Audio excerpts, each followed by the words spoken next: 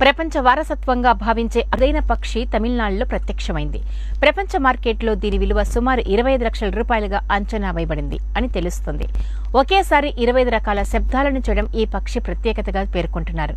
దీని కదలికలను, రాగాలను కెమెరాలో బంధించడానికి 16 మంది ఫోటోగ్రాఫర్లు సుమారు 62 రోజులు శ్రమించినట్లు తెలుస్తుంది.